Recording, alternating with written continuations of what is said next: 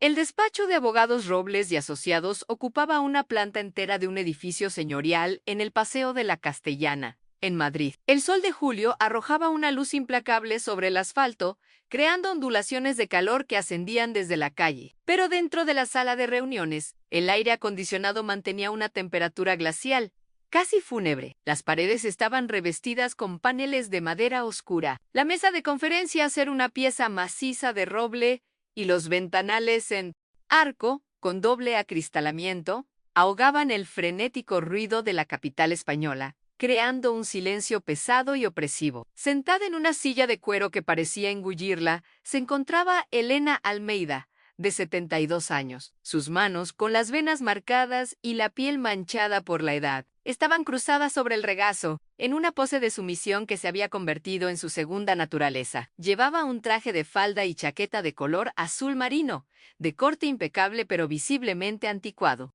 el mismo que había usado en el funeral de su marido Ricardo una semana antes. Sus ojos, de un azul que había perdido su brillo por décadas de resignación, vagaban por la sala sin fijarse en nada, reflejando la vasta vacuidad de su alma. Era una figura anacrónica en aquel santuario de poder e influencia, un delicado adorno a punto de ser guardado de nuevo en su caja. El señor Robles, el abogado de la familia durante más de 40 años, un hombre de hombros encorvados por la edad, pero con una mirada aún astuta tras unas gafas de montura de Carey, se aclaró la garganta. Doña Elena, le reitero mi más sentido pésame. Ricardo era un hombre de visión. Un cliente fiel. Manejó los documentos sobre la mesa con una familiaridad practicada. Para no molestarla más de lo necesario, vayamos a los puntos principales. Conforme al testamento, usted es la heredera universal. El piso en el barrio de Salamanca, valorado en aproximadamente 1,5 millones de euros, pasa a ser suyo, junto con una pensión vitalicia de 5.000 euros mensuales, proveniente de una cartera de inversiones conservadora. Hablaba de forma pausada y didáctica, como si se dirigiera a alguien incapaz de comprender la magnitud de las cifras. Elena se limitaba a asentir con la cabeza, un movimiento casi imperceptible. Durante 50 años, Ricardo había controlado cada céntimo, le daba una asignación para los gastos de la casa y exigía justificación para cada gasto extra. La palabra herencia sonaba como una mera formalidad,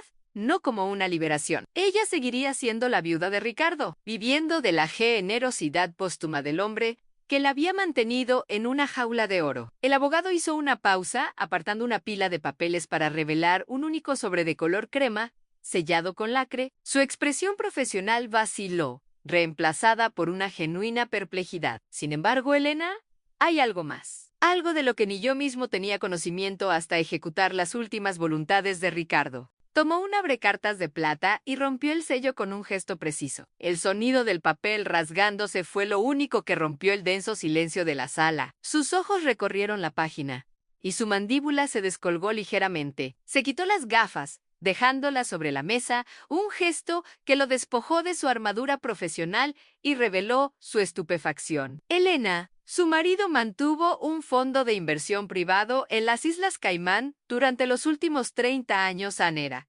extraordinariamente discreto. La pausa que siguió se cargó de una electricidad palpable, el bajo zumbido del aire acondicionado sonando de repente como una alarma lejana. Entonces llegó la frase que hizo añicos 5 décadas de realidad controlada. Su patrimonio total, doña Elena, no se resume a este piso y la pensión, dijo el señor Robles, su voz ahora poco más que un susurro conmocionado, teniendo en cuenta la revalorización de los activos y los intereses acumulados. El saldo de este fondo secreto, que desde hoy es íntegramente suyo, asciende a 12 millones de euros. La cifra quedó suspendida en el aire, obscena y violenta en su enormidad.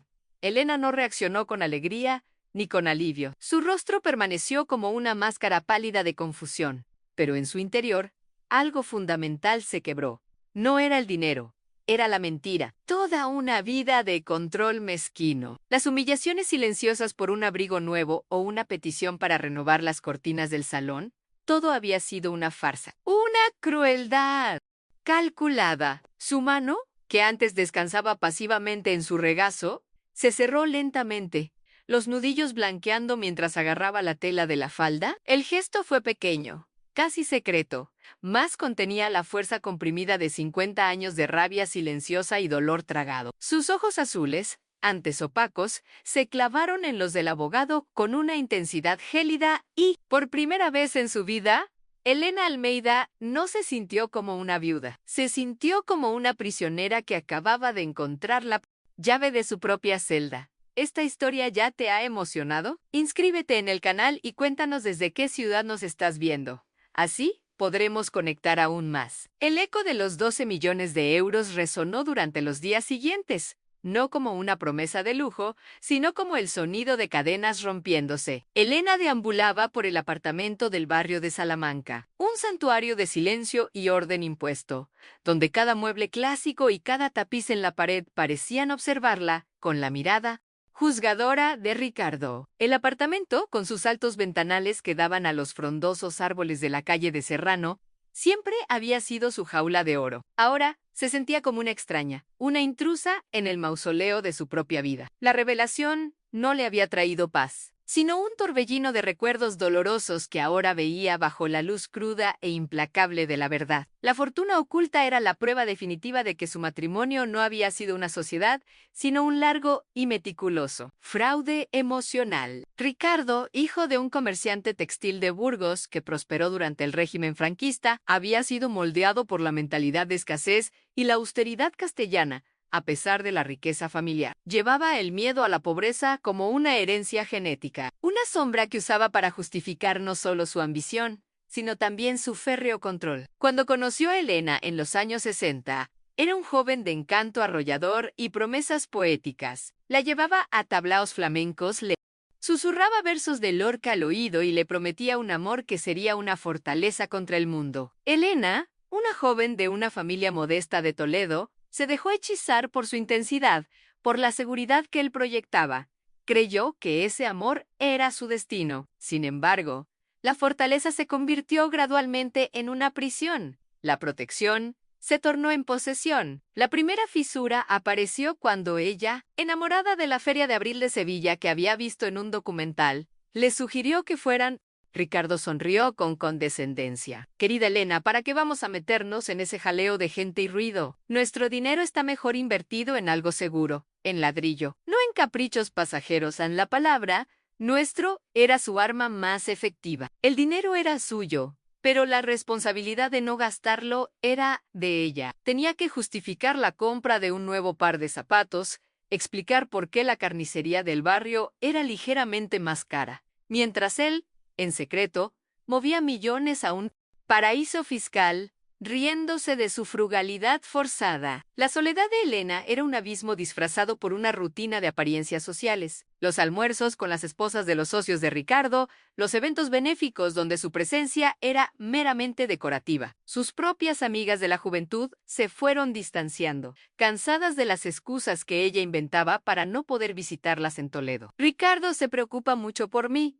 Prefiere que no viaje sola, decía, repitiendo la excusa que él le había impuesto. La había aislado con la pericia de un estratega, convenciéndola de que el mundo exterior era un lugar peligroso y que solo bajo su ala estaría a salvo. Había aprendido a silenciar sus deseos, a podar sus sueños, a hacerse pequeña, para caber en el mundo minúsculo que él le permitía habitar. Impulsada por una necesidad visceral de comprender la dimensión de la mentira, Elena comenzó a registrar el despacho personal de Ricardo, una habitación a la que rara vez entraba, en un cajón, cerrado con llave, para el cual encontró la llave escondida dentro de un libro sobre la guerra civil, descubrió una caja de metal. Dentro, además de extractos bancarios de Ginebra, se encontraba la escritura de una propiedad y un fajo de fotografías antiguas. La escritura, para su completo asombro, estaba a su nombre. Se trataba de una casa de indianos, una pequeña mansión con galerías acristaladas. En la costa de Galicia, cerca de Ribadeo, la fecha de la compra era de hacía más de 20 años. Las fotografías mostraban la casa, con vistas al mar Cantábrico, y a un Ricardo más joven, sonriendo junto a una mujer que Elena no reconoció. La decisión fue un acto de pura insurrección en iría a Galicia. Pondría los pies en esa casa. Respiraría el aire que Ricardo había respirado con otra mujer. Por primera vez en 50 años, entró en una agencia de viajes y compró un billete de tren, solo de ida para Ribadeo. El viaje en el Albia, cruzando las áridas llanuras de Castilla y León y, adentrándose en el verde exuberante de Asturias y Galicia, fue como una travesía hacia otra vida. Al bajar en la pequeña estación, la recibió un aire húmedo y salado, impregnado del olor a eucalipto y mar. El cielo gris y bajo de la Mariña Lucens era lo opuesto al azul implacable de Madrid. Era un cielo que invitaba a la introspección, a la melancolía. La casa se encontraba en una colina con vistas a la ría de Leó. Era una construcción elegante y un tanto decadente, con la pintura descascarillada en algunos puntos, pero aún majestuosa. La llave, que había encontrado junto a la escritura, abrió la puerta principal con un crujido que resonó por todo el inmueble. El interior estaba cubierto de polvo, pero sorprendentemente ordenado. Fue en el pequeño estudio, en la planta superior, con sus grandes ventanales orientados al mar, donde encontró señales de vida reciente. Había lienzos apoyados en la pared, algunos cubiertos, otros inacabados, y el olor a trementina y óleo todavía flotaba en el aire. Fue entonces cuando oyó un ruido proveniente del jardín. En el jardín trasero, arrodillada cuidando un macizo de hortensias, había una joven de pelo oscuro y ojos inmensos y melancólicos. Se presentó como Lucía. Tenía poco más de 30 años y un aura de fragilidad y fuerza contenida. Explicó que su abuelo había sido el guardés de la finca y que, tras su muerte, ella había seguido viniendo a cuidar del jardín y a ventilar la casa, por iniciativa propia, por amor al lugar. Usaba el estudio para pintar en secreto. Nadie sabía que venía aquí. Era su refugio, el único lugar donde podía ser ella misma, lejos de los ojos del pueblo y como Elena descubriría, de su novio. En los días siguientes, mientras Elena se instalaba provisionalmente en la casa, una afinidad silenciosa comenzó a crecer entre las dos mujeres de generaciones diferentes. Elena, que había desaprendido a hablar de sí misma, encontró en Lucía a una oyente compasiva. No le habló de los millones, sino del vacío, de la humillación de pedir dinero para comprar 1 kilo de naranjas. Lucía, a su vez, sintiendo en esa mujer Mayo, era un alma gemela en el dolor. Confesó su propio calvario. Era una pintora de un talento notable. Sus lienzos captaban la luz y la niebla de Galicia con una fuerza impresionante. Pero su novio, Zerxo, un pescador de la zona, despreciaba su pasión. ¿Andas jugando a las artistas? Tu sitio es ayudar a tu madre en la tienda, le decía, quebrando su espíritu con su desdén. La similitud entre la crueldad sutil de Zerxo y el control paternalista de Ricardo era aterradora. Elena veía en la mirada de Lucía el mismo brillo de un sueño por apagar que un día existió en el suyo. Un atardecer, Zerxo apareció en la finca, por sorpresa, para llevarse a Lucía. Su mirada hacia Elena fue de una hostilidad inmediata y desconfiada. ¿Quién es esta señora de Madrid? ¿Quién quiere de chi? Le preguntó a Lucía, en gallego, agarrándola del brazo con una fuerza innecesaria. En ese instante, el propósito de Elena, hasta entonces una nebulosa de rabia y venganza, se volvió cristalino. Su misión no era solo descubrir los secretos de Ricardo, era impedir que la historia de Lucía tuviera el mismo final que la suya. El vínculo entre ellas se fortaleció. Elena comenzó a encargar cuadros a Lucía, pagándole generosamente, insistiendo en que era una transacción comercial, no caridad. Quería devolverle no solo la esperanza, sino la dignidad. Tu talento no es un juego, hija, es ¿quién eres? Nadie tiene derecho a quitártelo, le dijo Elena, su voz temblando con una convicción recién descubierta. Cada lienzo que Lucía vendía a Elena era un pequeño paso hacia la libertad. Pero también aumentaba la furia de Zerxo, que veía en esa relación una amenaza a su dominio. Mientras la tensión en Galicia aumentaba, los obstáculos burocráticos de Madrid no daban tregua. El señor Robles la llamaba constantemente, pidiendo firmas, explicando las complejidades fiscales de repatriar un capital tan grande. Elena se sentía aplastada por el peso de esa fortuna, atormentada por el miedo a no ser capaz de gestionarla, de ser la misma mujer incompetente que Ricardo siempre le hizo creer que era. Pero entonces miraba el coraje silencioso de Lucía, la forma en que sus manos, manchadas de pintura, transformaban el dolor en belleza, y encontraba una nueva fuerza. Proteger a Lucía se convirtió en una forma de redimirse, de rescatar a la joven Elena, que se había perdido por el camino. El dolor compartido era ahora su armadura. El plan comenzó a tomar forma en su mente, ya no como una idea, sino como un imperativo moral a una fundación que daría a otras Lucías las herramientas para escapar, para pintar sus propias vidas con los colores que quisieran. Una tormenta de verano súbita y violenta se desató sobre la costa de Galicia. La lluvia azotaba las galerías acristaladas de la casa, y el viento aullaba como un alma en pena venida del mar. Dentro del estudio, sin embargo, reinaba una paz frágil. La cálida luz de una lámpara iluminaba un lienzo recién terminado por Lucía. Era su obra más ambiciosa hasta la fecha, en un retrato de Elena, sentada en un sillón, con la mirada perdida en la ría gris que se veía por la ventana. Lucía había logrado capturar no la fragilidad de la edad, sino una fuerza resiliente que aguardaba ser despertada, una dignidad silenciosa. Elena miraba el cuadro, con los ojos anegados en lágrimas. Por primera vez en décadas se sentía vista, comprendida. En su esencia más profunda, soy yo, susurró con la voz quebrada. No, Elena, la corrigió Lucía, con una sonrisa cansada pero orgullosa. Es la mujer que siempre ha sido, pero que nadie se molestó en ver. El momento de comunión fue hecho añicos por el sonido de la puerta principal siendo forzada, el estruendo resonando por la casa vacía. Pasos pesados y furiosos subieron las escaleras de madera. Tirso irrumpió en el estudio, su cuerpo empapado por la lluvia, el rostro congestionado por la ira y el alcohol. Sus ojos se clavaron en Lucía, ignorando por completo a Elena. Así que aquí te escondes, jugando al artista con el dinero de esta vieja rica, gritó, su voz superponiéndose al fragor de la tormenta. Avanzó hacia ella, su cuerpo proyectando una sombra amenazante sobre los lienzos. Te dije que te mantuvieras alejada de aquí. Tu sitio está en casa, esperándome. Lucía retrocedió, su cuerpo temblando, tratando instintivamente de proteger el retrato de Elena. Déjame en paz. Shurkson se acabó. Su voz fue un hilo, pero cargada de una finalidad que enfureció aún más al agresor. ¿Se acabó?, repitió él, con una risa cruel. Se acaba cuando yo lo diga. Miró el lienzo, su rostro contraído en una máscara de desprecio. ¿Esto es lo que te anda metiendo pájaros en la cabeza? ¿Esta porquería? Con un movimiento brusco, extendió la mano para rasgar el lienzo. Fue en ese preciso instante cuando la vieja Elena, la mujer invisible y sumisa, murió para siempre. No la toques. La orden resonó en el estudio, no como un grito, sino como un latigazo. La voz de Elena era baja, gélida y cargada con la autoridad de 50 años de furia reprimida. Shurshos se giró, sorprendido. Por primera vez, miró verdaderamente a Elena.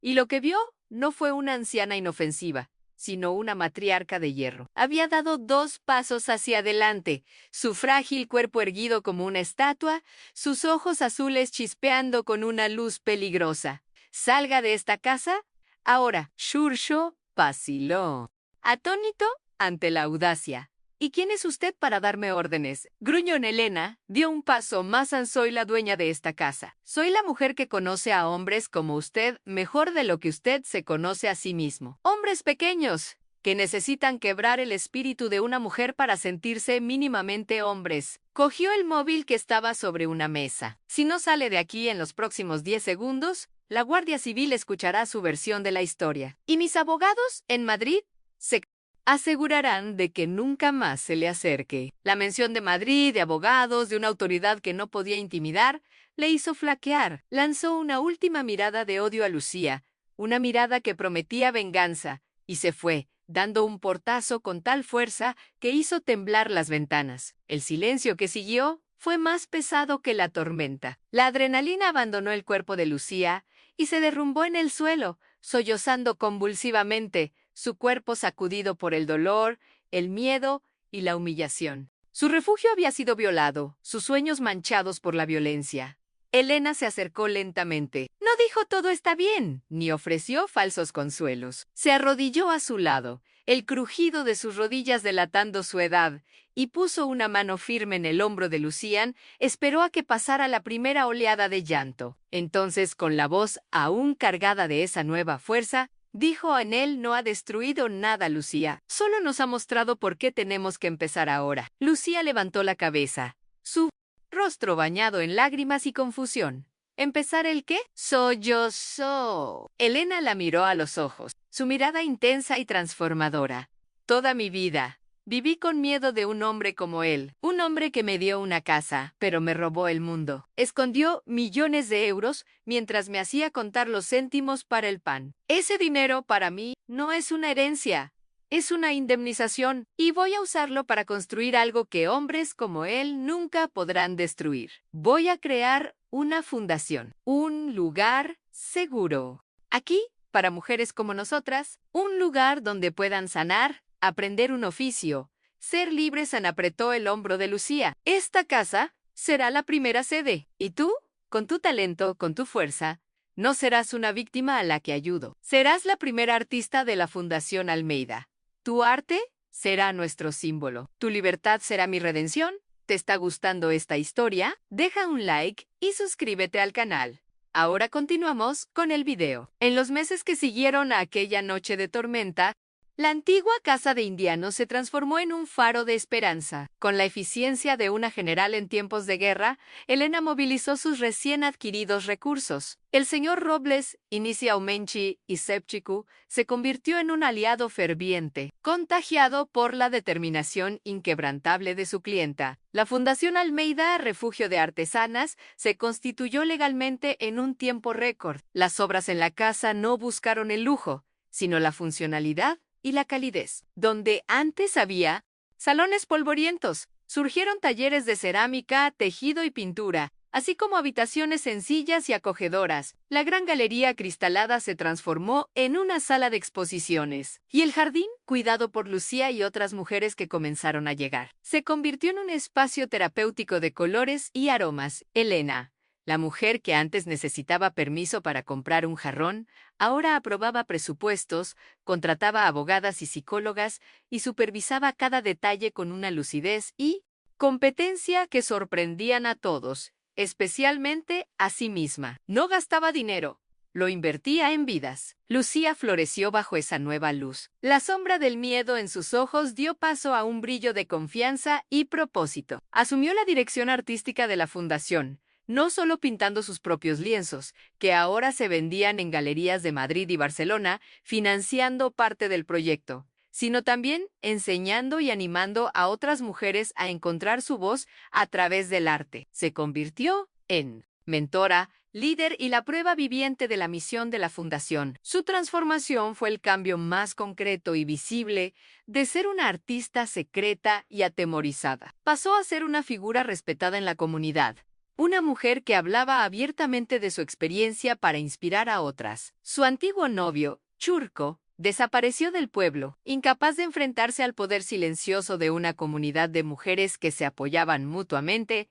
La libertad de Lucía no fue solo una huida, fue una reconstrucción completa de su identidad y su futuro. La Fundación Almeida se convirtió en más que un refugio, se convirtió en un motor de cambio en la región. Mujeres de pueblos vecinos que sufrían en silencio dramas similares comenzaron a buscar ayuda. Venían en busca de un lugar seguro, pero encontraban mucho más en formación profesional, apoyo legal y sobre todo una comunidad que no las juzgaba, sino que les decía, creo en ti. Elena se aseguró de que la fundación no ofreciera caridad, sino dignidad. Las mujeres aprendían un oficio, creaban cooperativas y vendían sus productos, conquistando la independencia económica que les había sido negada. La viuda invisible del barrio de Salamanca era ahora doña Elena, una figura de inmenso respeto en Galicia, cuya historia se contaba en voz baja, con una mezcla de admiración y asombro. Su riqueza no se medía en euros,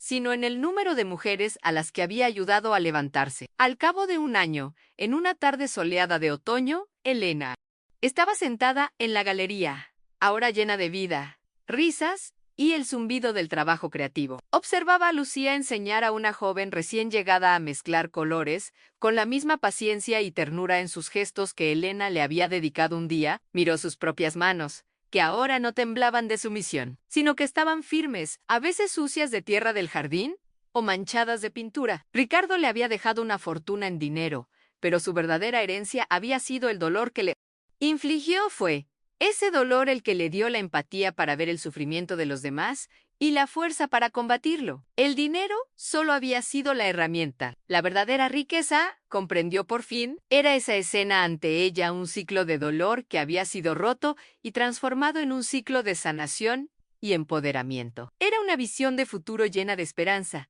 la prueba de que el acto de bondad más poderoso nace, a veces, de nuestra herida más profunda 2 años después. La Fundación Almeida es una institución reconocida en toda España, con un pequeño núcleo replicándose en Toledo, la ciudad natal de Elena Non, en una ceremonia en Madrid. Elena, ahora con 75 años, sube al escenario para recibir un prestigioso premio de filantropía social. Viste un traje elegante, diseñado por una de las mujeres de la cooperativa de tejedoras de la Fundación. A su lado, Lucía, radiante, le sostiene la mano. En su breve discurso, Elena no habla de dinero ni de edificios. Habla de Lucía, de cómo el talento y el coraje de una mujer la salvaron de su propio silencio. Al terminar, mira al público y dice a Lamayo, eres riqueza, que un ser humano puede poseer, es la oportunidad de transformar la vida de otro. ¿Esa es la única herencia que realmente importa dejar atrás? El aplauso es estruendoso. En primera fila, una joven periodista, inspirada por la historia, anota la frase que será el titular del día siguiente, esparciendo la semilla de ese mensaje a una nueva generación. ¿Han hecho algún gesto de bondad? ¿Qué cambió una vida? Dejen un corazoncito si creen que el amor y la empatía son más poderosos que cualquier riqueza. Suscríbanse para más historias de segundas oportunidades. Comenten, el amor no tiene precio. Si ustedes también creen en la bondad humana,